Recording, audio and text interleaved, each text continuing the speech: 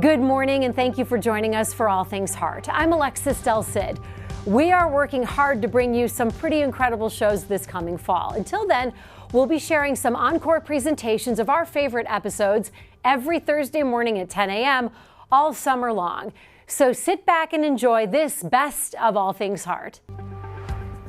From the University of Kansas Health System. I am amazed. The team here is great. I came on a Tuesday, and then by Saturday I had a heart in me. I have never seen a group of people work together so good as this team of heart specialists. I mean, it's just unreal. Stand by to set up show. And the Dolph C. Simons Jr. Family Broadcast Studio. Roll it. Always makes you feel like you're the most important patient on the planet. I felt heard, and that was really big. This is All Things Heart. Good morning. It is Thursday, March 3rd. I'm Alexis Del Cid. Welcome to All Things Heart. Every Thursday at 10 a.m., we're here for you. We are exploring and explaining how everything connects to our hearts. Today, you'll meet Becky. Becky's heart made her cancer diagnosis even more difficult. How our cardio-oncologist tackled the surprise complication. And what is a cardio-oncologist anyway? Well, you are in luck. We have the esteemed Dr. Charlie Porter here to enlighten us on his specialty. Speaking of Dr. Porter, yes, his passion is treating the heart, but he has another passion, and it is beautiful. We're going to take you behind the lens and show you. And do you know your risk? We're going to tell you the 4 things you need to know to be heart healthy. As always, if you have a question or a comment, please share those with us. You have direct access to our doctors on the show. You can post your questions or comments on Facebook, YouTube, or email us at allthingsheart@kumc.edu. And now to Becky. A cancer diagnosis in itself, well, that's enough to rock anyone's world. But now imagine this. You go to discuss the treatment options and you get another piece of stunning news. You have a heart condition you never knew you had. That heart condition makes the very treatment of your cancer potentially deadly. So what do? It happened to Becky Smouse. If there was a Jeopardy category, she lives life to the fullest. The correct answer would be, who is Becky Smouse? I just like to have fun. I don't think I know how to relax. Whether it's cheering on the Chiefs or sporting KC, nights out with her beloved family and friends, or vacationing poolside or snowside with her 2 kiddos and husband Brian, Becky was living it up as usual. But in 2015, just 2 weeks before her 38th birthday, she noticed a small marble-sized lump along her left collarbone. It was a very surreal experience. I think I felt that I knew I had it before my diagnosis. It wound up being what any of us would dread after finding a lump, cancer. But Becky, always looking on the bright side, says she was relieved to find it was Hodgkin's lymphoma, one of the most treatable kinds of cancer with a very high survival rate. But life was about to test Becky's positivity and faith a little more. During all the testing before her chemo, doctors discovered she had a heart condition she never knew about. So once I did the echo, the ejection fraction, which is essentially how hard your heart is pumping, was at a lower level than normal. It meant the chemotherapy to knock out the cancer could also cause Becky's heart to fail. Becky would now have to be under the watchful eye and care of a cardio-oncologist. Becky was the most difficult case. Enter Dr. Charlie Porter. He's a bit quirky, but I love it. You know, he's got his glasses and he's telling me all these studies and how I'm such an interesting case study because, you know, I'm 38 and healthy and had no problems before. Like, how does this happen? Definitely fun. I loved meeting him. And I just get the feeling that had we been in the same grade in class, we'd have probably sat close to each other in the back of the school bus and we'd have gotten the same jokes. With his easygoing personality, sensitivity, sense of humor, and the ability to explain medical terms in plain language, Becky says Dr. Porter was even able to calm down her mom, who was worried sick. Well, I just explained to people that this is a rocky road, but it's better to take a rocky road to safety than a smooth road off a cliff. There were no guarantees, but Dr. Porter promised his treatment plan would minimize her risks as much as possible while still allowing the rest of the oncology team to give Becky a fighting chance. The stakes were sky high. The road ahead would be grueling, but with a family that desperately loved and needed her, Becky had every motivation to press on. And we are so excited to welcome Becky and Dr. Porter to our show. Becky is joining us from home virtually. Dr. Porter is here in studio. It is so good to see you both here back together virtually. Dr. Porter, is there tears in your eyes? I'm not commenting. I've had a lot of eye surgeries. They leak sometimes. But it's fun. It's amazing to hear her side of the story. Yeah. I can tell it really moved you when Becky talked about her bond with you, and that must feel amazing to see her on the other side. Yeah, no, it's really good. And when I went into cardiology, I didn't realize, the interpersonal stuff. I went in for the technical, the ICU, the angioplasty, and stuff like that, and it just didn't. The stuff where you're face to face with people and you get to know them, it's just different, and it changes the decision making. You have to stay detached in your decision making, but attached to understand how people feel while you're talking to them. I can't imagine the juggling act of having to have that balance. I want to grab you a tissue, but while I do that, I want to ask Becky, how are you feeling today? And the cancer is gone. You are cancer free, right? I am. Good morning. Definitely gone. I'm feeling great. Glad to be here. Glad to share my story and help others in my situation. Dr. Porter, I want to ask you, is Becky's story, it's okay, you can wipe your eyes during this, You're human. I mean, that's why we love you, and we love seeing these stories, because there is no magic way to separate the person that you're feeling this bond with, that you're saving her life. And so there must be an emotional investment in that. Was her story a rare story for you, or is this a typical kind of patient that you would get? No, she had issues I had not faced before. I mean, I knew what they would be, but as I recall, I saw her on a Tuesday, and she was scheduled for chemotherapy on Thursday, and they wanted me to say go or no go. And the thing about the treatment she had with this drug called adriamycin, or it's been known not exactly affectionately since it first came out in the 60s as the Red Devil. The Red Devil is the kind of treatment that Becky was going to get. Right, and that's how everybody has heard that term. So when you're talking about cancer treatment, even years back, you just say, did you get the Red Devil? They'll go, oh yeah, they were talking about that. Did Becky, did you know it was called the Red Devil? I did. And there are specific reasons it's called the Red Devil. And it's called that because it can be so taxing on your body? Yeah, it really has the most direct, adverse, some potentially irreversible effect on the heart of anything. But it first came out in 1967 in children, and was the first thing that gave children with leukemia a chance to survive at all. And even in the first studies, they said heart failure, shock, low blood pressure have been seen, but the cause isn't understood. I mean, it was so good they didn't really care because people were living. Mm-hmm. And now 50 years later, it's still in use, and we have a lot better understanding of who's at risk and how to manage it. I want to ask you about cardio-oncology, and I want to make sure I get this right. You were the first cardio-oncologist in the whole region, and you founded the cardio-oncology program here at the University of Kansas Health System. So my question for you is, I had never heard of cardio-oncology, and you say most people haven't until they need it or they meet you. I mean, unless they're working in a hospital system. So what is it? Well, cardio-oncology is the study at many levels, molecular, genetic, clinical, study of the effects of cancer, and specifically cancer treatment on the heart. And on the clinical side, it's how do you get, the most important thing is how do you get people through cancer treatment when the cancer treatment can be directly impactful on the heart, particularly in situations where there are fatal outcomes from the cancer treatment related to heart disease. And Becky, this question is for you. Did you have any symptoms of a heart condition that you can see now looking back that you might have ignored?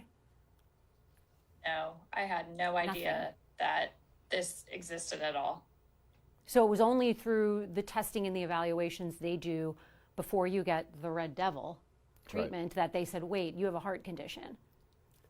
Yes, I was stunned. I was ready to do chemo and go in, and that day they had my baseline tests come back and said, whoa, we need to stop here. We can't start chemo until you've seen a cardiologist.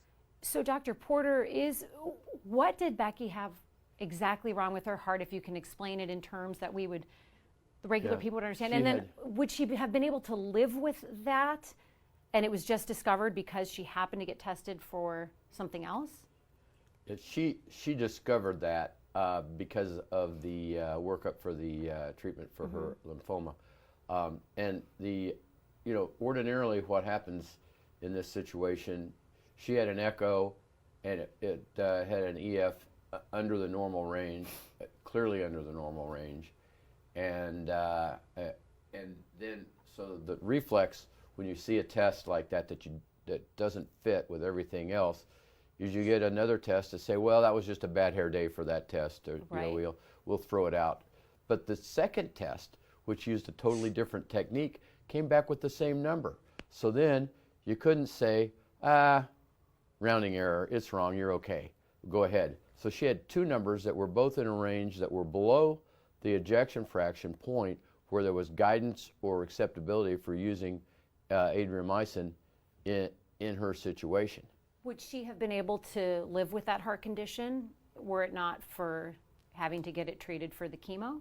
Yes, and had she had that done because somebody gave her a free echo for her birthday or something, and that's not a great gift, but if she had just had the echo for some other reason, she had seen that, she would have seen a cardiologist who works with weaker hearts, and they would have taken a routine approach over several weeks to casually increase these medications and expect that the heart within 3 months would look fine. And that would have been her expectation. But then ordinarily what you have is 3 months, and all you're doing is saying, oh, we're casually doing this. Right. It's like, okay, we'll just work you up. With 3 months, you're feeling fine. You can do what no big deal. But I saw her on Tuesday, and she needed cancer treatment on Thursday. She did not have 3 months. That's way less than 3 months. And you have to decide what to do and whether to interfere with the cancer treatment. So what did you do? Well, I started her on the standard drugs that are used for heart failure, and because when you're talking about risk factors, she had everything favorable with her age, non-smoking, exercise. I mean, didn't have diabetes, did not have high blood pressure. And we have a picture of risk factors that you told us about. So when we talk about this, I want to talk about the risk factors that you're saying. She did not have these? So she had none of the risk factors. Right. I mean, this is just not fair. It's like, you're raising your kids. They say, Mom, that's not fair. And, then you tell your kids, well, you have to learn life's not fair. But, unfortunately, sometimes when you're an adult, you find out the hard way, life's not fair to you either. And this is just, it strikes out of the blue. But there are things to do. But this convergence of high risk, high benefit cancer treatment and the withdrawal of the adriamycin substantially reduces her chance of remission or cure. Hodgkin's Hodgkin's lymphoma is not a common form of lymphoma, but all other lymphomas are clustered under non-Hodgkin lymphoma. It's if you get the right treatment, you're highly likely to it gets into the rearview mirror in life pretty fast, and you just move on. You have some. You have some things that are left over, risk for the future, but there is a future. But the adriamycin is a necessary part of getting that treatment up to the point where it's high survival. And I liked oncology as a resident, but I chose cardiology because, this is exactly why I didn't go into oncology, because I said I do not have the fortitude to take care of 40-year-old people with kids who I think are probably going to die of their cancer. So I went into cardiology because at that time in my 30s I thought, well, I couldn't stand the 40-year-olds, getting sick and dying. But those 65-year-old guys, they'd they're old. Right? Forget about them. Attitude about that age group is different now, but you have a whole different perspective as we all move into different decades. I have right? the same perspective I do about 40-year-old people with kids not being able to be the mother or the bride. That's still tough, but the survival rates are better, and cardio-oncology allows us in the field of cardiology to guide people through so they do get over that big hump of toxicity for cancer treatment. Thank God for experts like you, and thank God that you and your specialty met Becky's in her health journey. I want to ask Becky a specific question because Becky, Dr. Porter is saying if someone had gotten you an echocardiogram for your birthday, you might have had something flagged, or maybe if you'd had a doctor, they might have noticed things, but you've admitted with a lot of chagrin that you did not have a primary care doctor and didn't go to regular checkups for yourself. You took great care of your kids, though, and your whole family. How is that possible? That's a very good question. And I tell everyone that I meet to not be like me at that age. You're just busy. You have a second grader and a fourth grader. You're taking them to their appointments. We're involved in youth sports. We're involved in church. We are working. You have a social life. I don't like to be bored. So, no one wants to take time off work to go to a doctor's appointment when you look and feel healthy. I'll speak up on Becky's behalf because I was, for quite a while, I was making my annual visit to the doctor once every 10 years, but I've ramped that up. Even as a cardio-oncologist? Well, I wasn't that then, but as a physician, I knew what to look for. I was doing stuff, and I was busy too. How do I get time to have a doctor's, a doctor's visit? But you'd never skip one for your kid? No. Yeah, we would never skip one, or we'd make our spouses go to their doctor's appointments. I have to say I'm guilty of that too. Well, married guys live longer. What's that? Married men live longer. That's a good point. It's been studied. Yes. Well, you and I have talked about that as well. I have a question about lymphomas. Are lymphomas the most common form of cancer that carry a heart risk? No, they're not. And non-Hodgkin lymphoma is in the top 10 frequency, but that covers a lot more types of lymphomas. Hodgkin lymphoma is less common, but still it's one of the forms of cancer treatment that requires the red devil, the anthracycline for most cases. And and there are other treatments, but there's a drop-off in survival with these other treatments. And the oncologists are very rigorous about this because if you reduce the dose or you say, let's just give it to you, let's spread it out and not give it to you as in this, this rapid-fire, intense manner, that's like going to a boxing match and instead of saying, I'm going to hit my opponent 4 times in the head in the first round, you're going to say, I'm going to hit him 1 time in the head every 3 rounds. Well, that's not a knockout. Right. So they want it, there's only one way to do this right, and that's the way that produces these high survival rates. So, and you have to punch, you have to understand, and that's one of the things I have to do is because I don't, cardiologists generally, if something's causing damage to the heart, you say stop doing it, Right.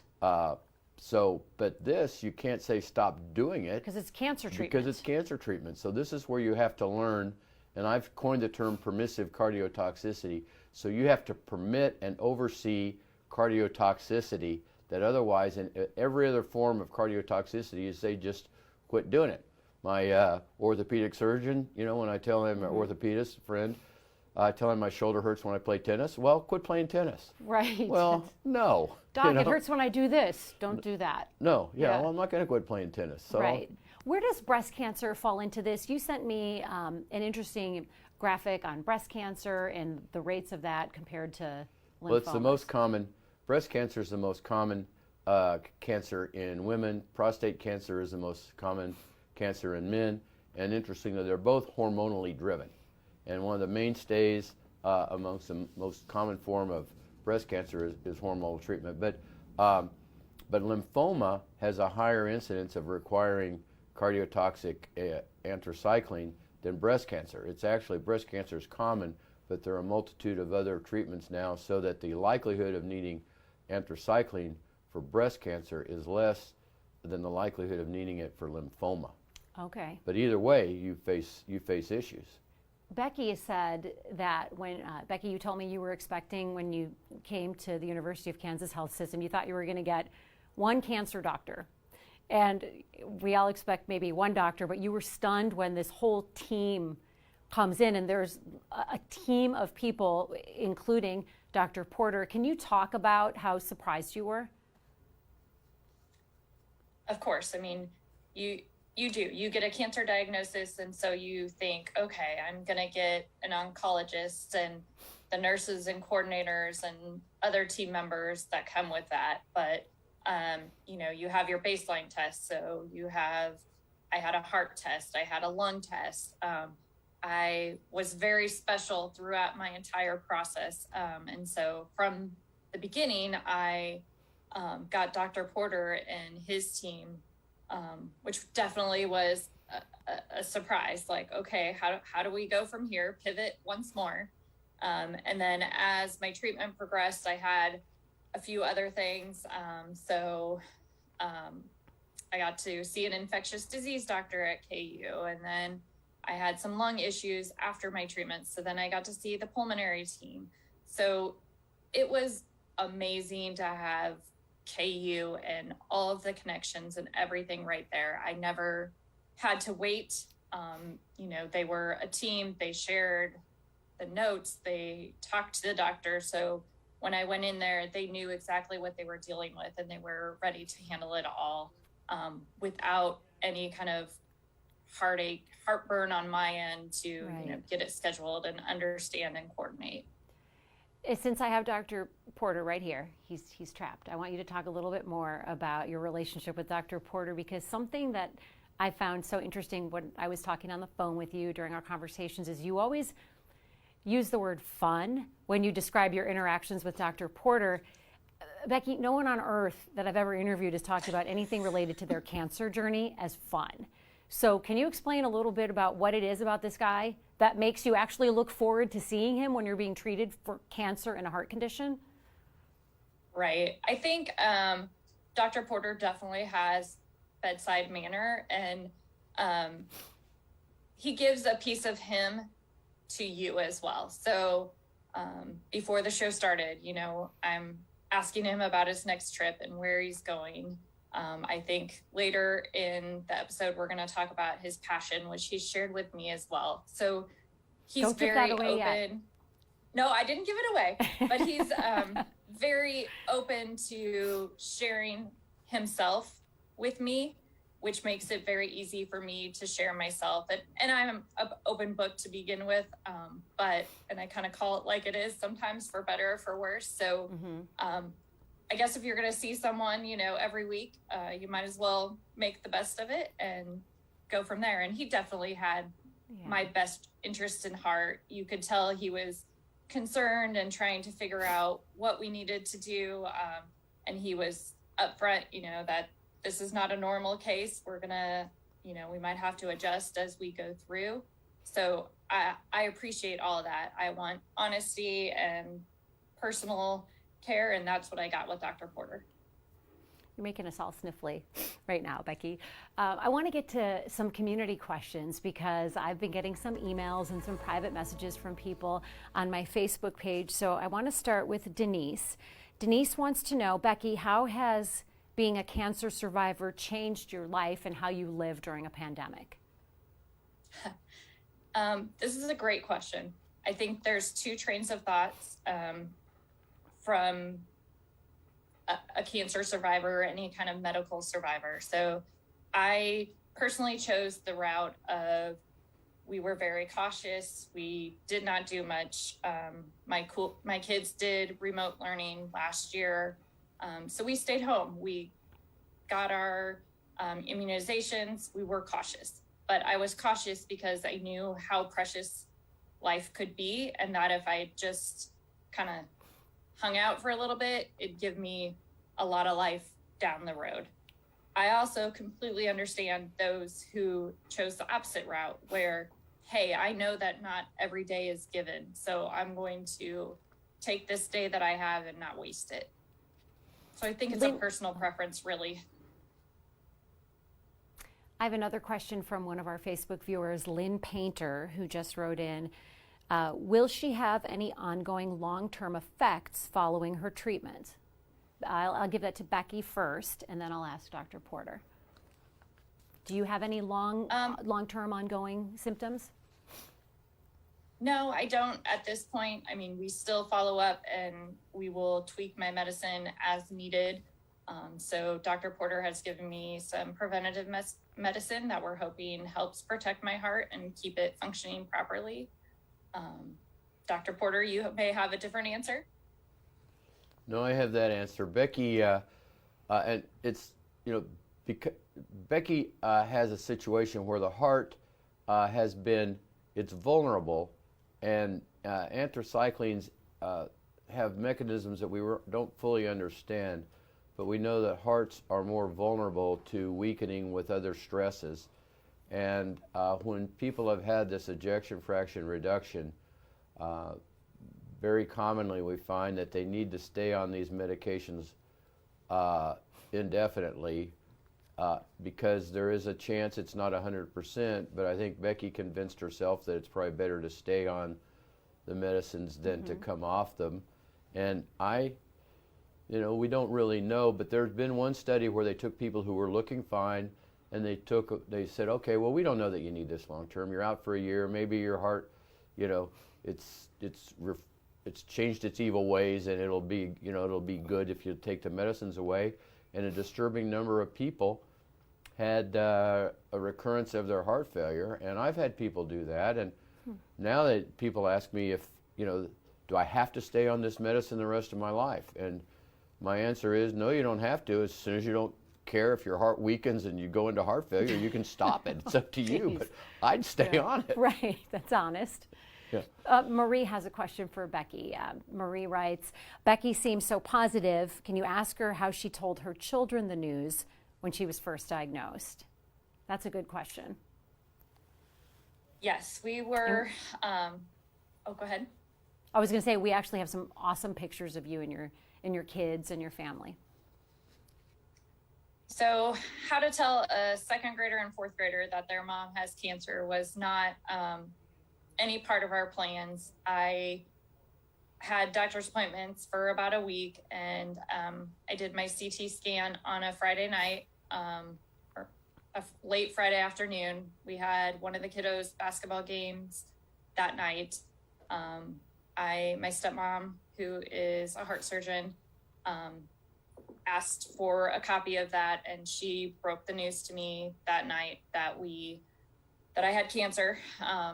And then we had a very busy weekend planned. So Saturday we had some volunteer work we were doing, and then we went to Great Wolf Lodge. So I was very thankful to have a distraction for 2 days before we really had to focus on what we were doing.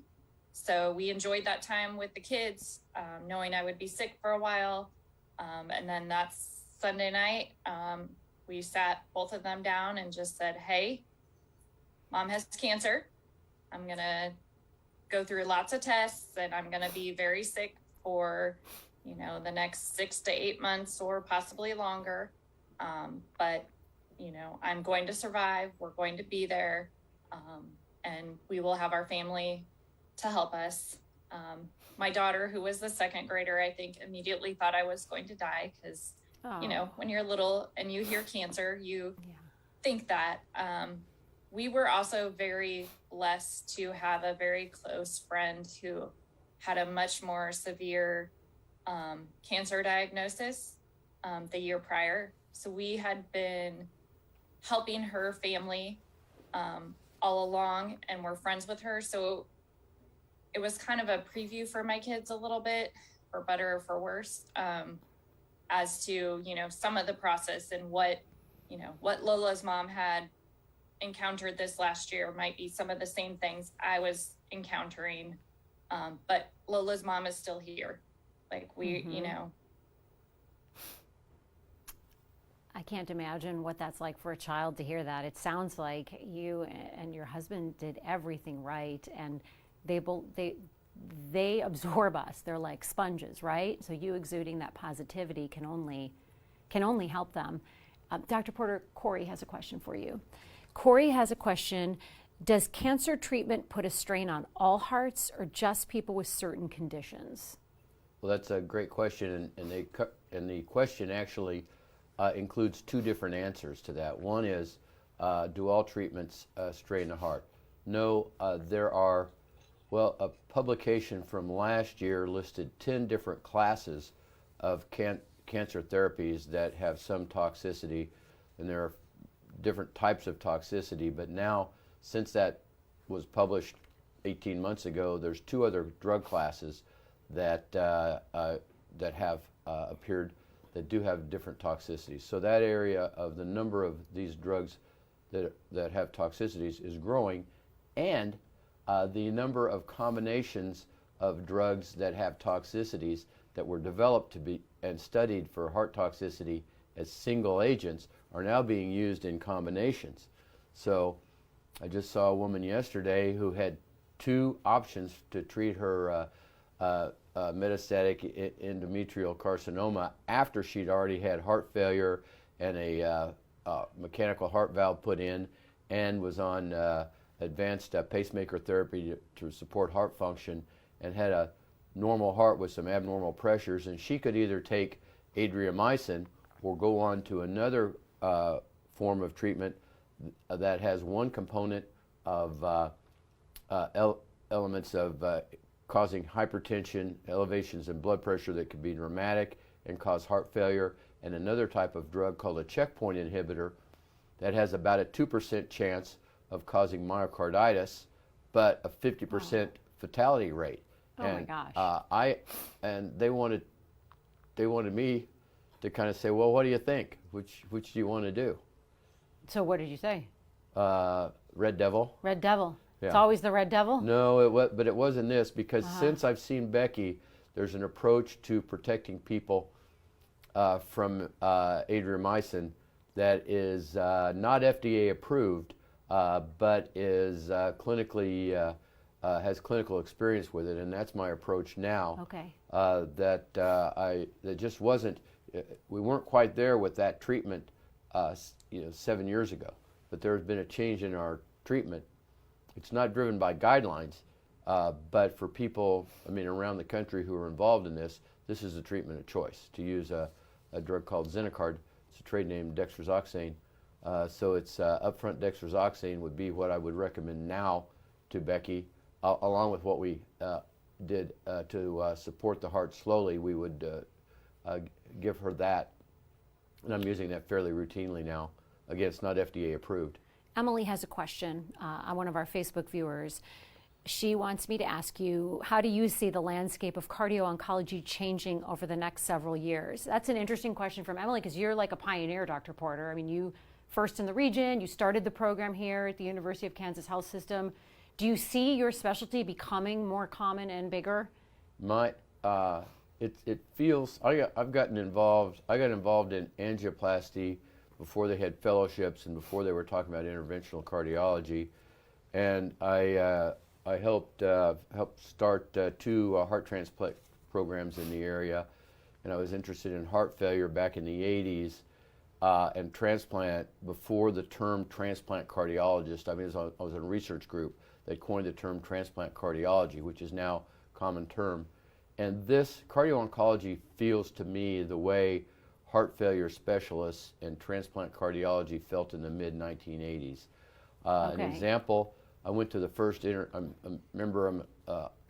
working on the central leadership in this International Cardio-Oncology Society.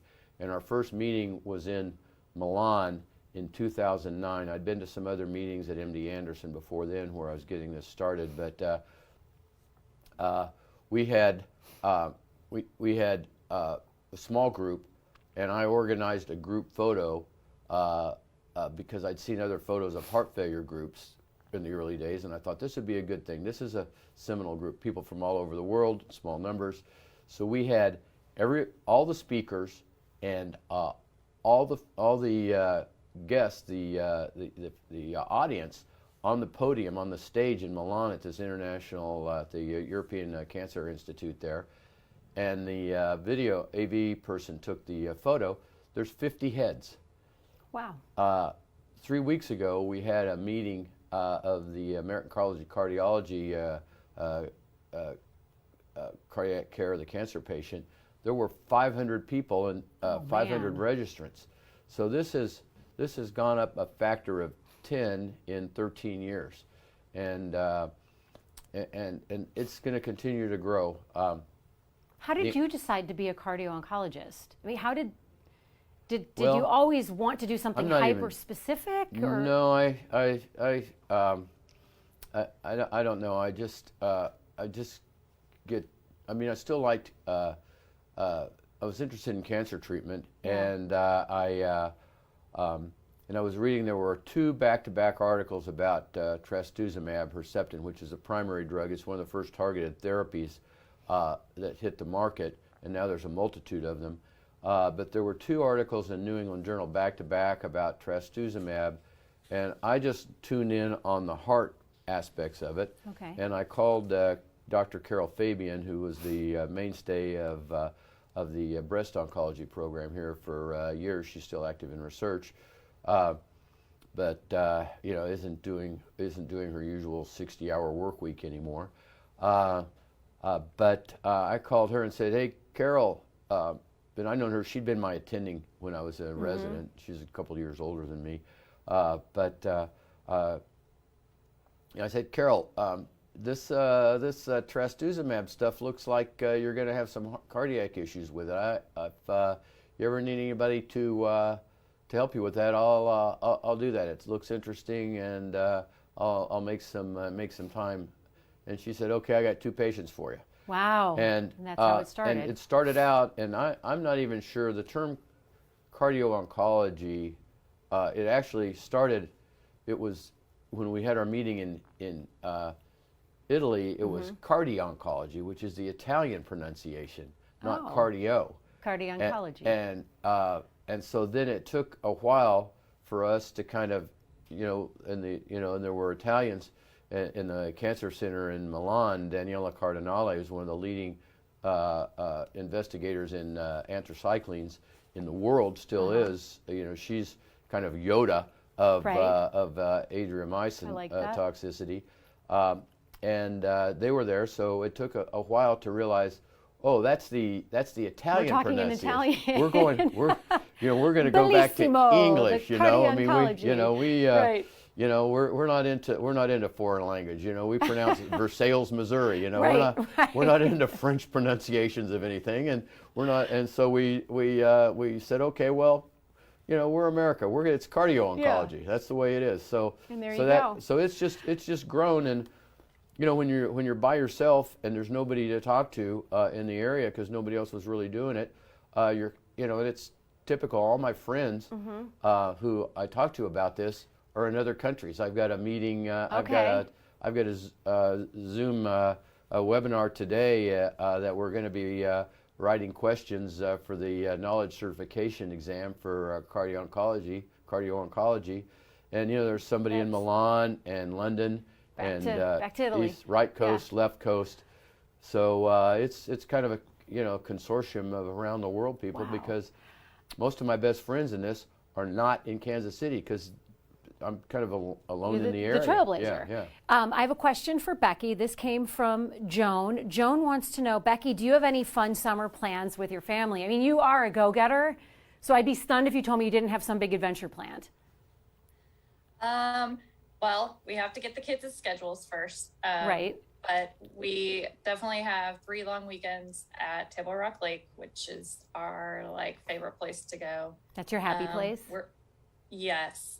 We're hoping to go to Hawaii over Thanksgiving, so we're kind of pushing off a little bit of our summer plans, but I know we will definitely fit some other fun things in there as well. I had a question from Gretchen, who wants to know if your experience has made you ask different questions at your children's doctor's appointments. Are you worried about their hearts? Does this make you do doctor's appointments differently? We definitely make sure we share our health history, probably a little more than I would have in the past. Would make sense. The kiddos doctor is very awesome. Like she knew that I was sick. She was very kind as well in asking how I was doing and, if there was complications or if she could do anything for me as well. But definitely knows, some of the issues I've gone through and their with the kids, records and what we ask them about as well. Becky, as we start to wrap up this conversation, I want to ask you if you have anything specific or a message that you want out there. One of the things that you've also shared is how grateful you were for your community and your church family and being able to keep the faith throughout all of this, in addition to the importance of women making their health a priority. What would be the takeaway you want people who are watching this to have? A couple things. One, definitely go see your doctor. If nothing else, you have baseline results as to if anything changes. You can see that as you're progressed. Do not put yourself on the back burner, even though it's hard to, get out of all your work meetings. Two, definitely, I think you need to have a positive attitude. Which in my case was very easy. I had a very curable form of cancer. It didn't mean that it wasn't an awful, 7-8 months in there. But keeping a positive attitude definitely helped. I would not allow myself to go down the internet road of what happens with different cancers, what happens with different heart things. I relied upon my doctors to give me that information. If I had a setback, I allowed myself to wallow for that day. And then the next day was, okay, let's get back on track. This is what we have to do. If you can make it through checkpoint A, B, and C, you're going to get to a great outcome that's down the road. Man, that's a good example for anyone who's going through something right now. Dr. Porter, do you have any final thoughts or messages? I don't think so. I mean, I think, we've covered a lot of things. I can tell you that Becky's attitude is very important, and I ask an open-ended question to people when they come in, how are you doing? And if it's good or great, I move right along, but if it's okay, I guess, I stop because, first of all, I remind them, you're an outpatient, not an inpatient. Right. So don't forget that. You're not in the hospital. So what do we have to do to get you from okay, I guess, to good or great? And frequently there's an answer to that. Yeah. And people, if they're stuck in okay, I guess, or, Eeyore in life, it's harder. It's, they're not advocating for themselves. Right. They're not seeking ways to move forward. And it's just not, you've got to have internal push to get through all this stuff. It's not easy, and you can get in, you can get into a rabbit hole. And I think people should understand that, in my experience, the number of people who have gone to Dr. Google and gotten better insight and comfort about their diagnosis is zero. Right. If you want to. I've never felt better after Googling anything. No, probably this week is not the miracle week to feel better when you Google things, That's true. So I think that you can get some information, but you don't get any insight from that. And I think, and now, with their, people have portals, and, you can, send messages to your clinicians, which is such a huge benefit. And we, yes.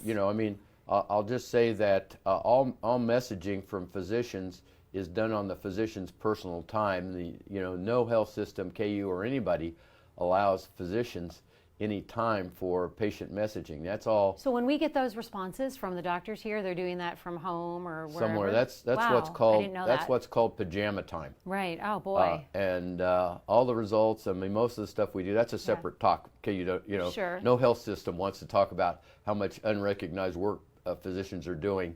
But you want to do that because you can. Most of the time, there's a good answer, and people will feel better if they let themselves ask. Or they wonder, why don't they feel good instead of, I don't know, okay, I guess. Well, I'm always amazed, and this is what I wanted to segue into when I talk to you about how much work you and our other doctors and nurses do. I'm stunned that you have the time to do what we're about to show our viewers. I want to take a minute just to share something that we've learned about you, Dr. Porter, behind the scenes. Because when you're not a doctor saving people's lives, turns out you're a super talented photographer, and you've been sharing pictures with me. Right now, your work is at the newly reopened Kansas City Museum. 4 pieces there that are on display. Permanent. That is so cool, part of a permanent collection. You say that you got started with photography while you were on the yearbook staff when you started medical school here. So how do you have the time to do this? And did you always have a good eye for things? Because while you were also texting me and sending me pictures on cancer treatments, once in a while you'd send me a great picture of some scenery from a vacation with your wife in Mexico. And I'm thinking, this guy is never not doing something. How do you have the time to do this?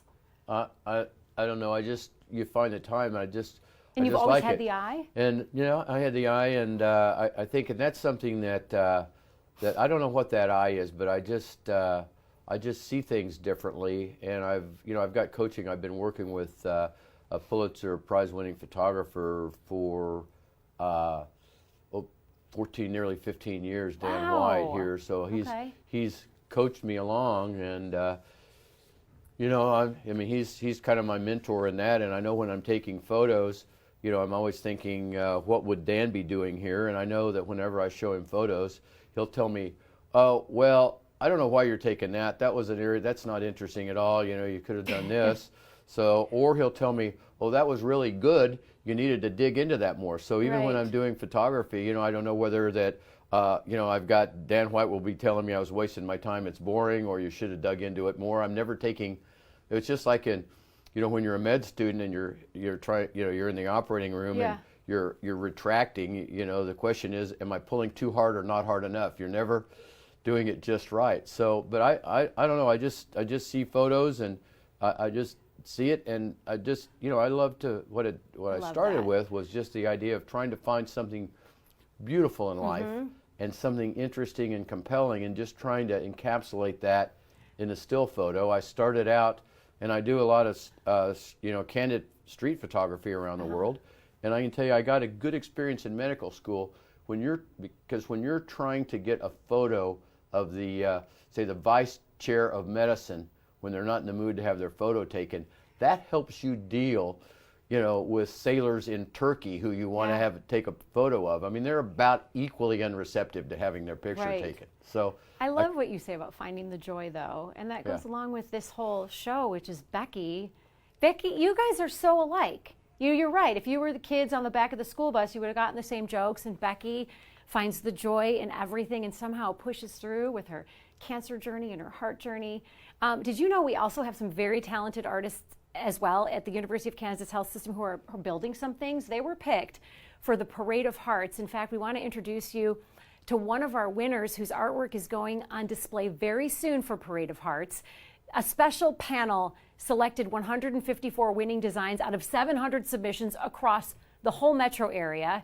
Take a look at the one that was selected by our art therapist, Amy Eli Huxtable. Amy Eli Huxtable has lost track of how many Sharpies they've gone through while decorating their Parade of Hearts winning heart. I wish I had started counting. It's a painstaking process that the art therapist at the Marillac campus says is also a labor of love. Their winning Parade of Hearts design is titled Pride of the City.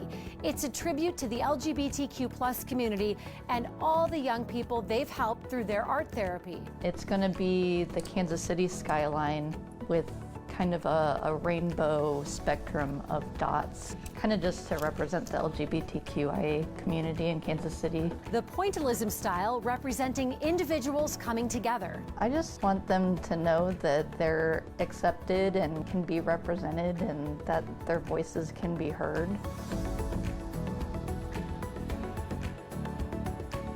Three months on display, each heart, like Amy Eli Huxtable's, will be auctioned off to the highest bidder.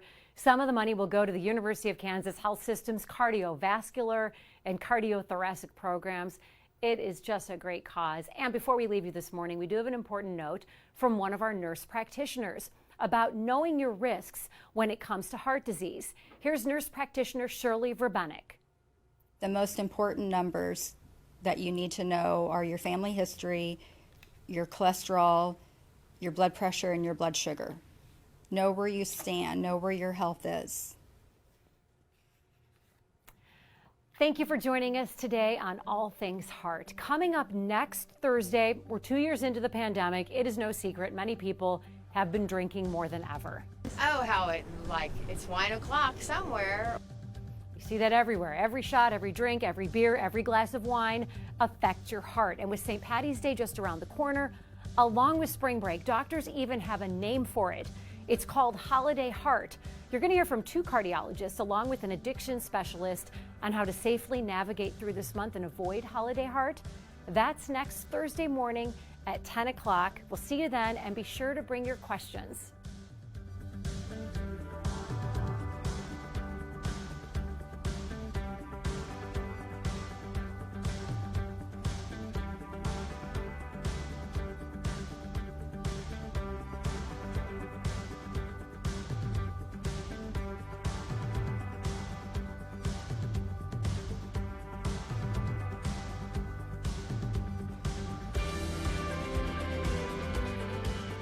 Thank you so much for joining us this morning for this Best of All Things Heart.